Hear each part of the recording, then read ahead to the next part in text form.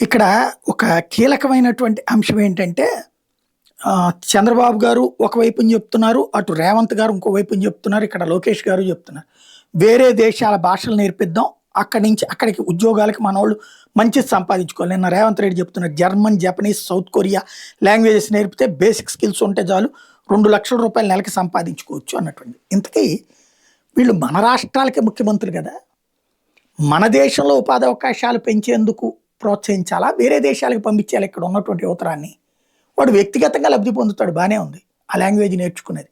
మన దేశపు సంపదను మనం కోల్పోవడం కదా! యూరప్ దేశాలు ఇప్పుడు మానవ వనరుల కొరత ఉంది.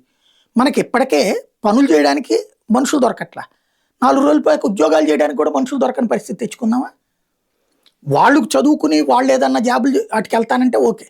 లేదా మన దగ్గర ఇండస్ట్రియల్ డెవలప్మెంట్కి చేసుకుందామా, లేకపోతే మన దగ్గర ఏం చేద్దాం అనేది కాకుండా ఇప్పుడు ఆ కొరియా కంపెనీలోళ్ళే లేకపోతే ఇంకొక కంపెనీలలో ఇండియాలోకి వచ్చి పెట్టుకుంటే వాళ్ళకు ఉద్యోగాల కోసం మనుషులు మనవాళ్ళు ట్రైన్డ్గా అయ్యారంటే ఓకే. కానీ ఇక్కడి నుంచి విదేశాలకు పంపిద్దామనే కల్చర్ ఏంటో అర్థం కాదా?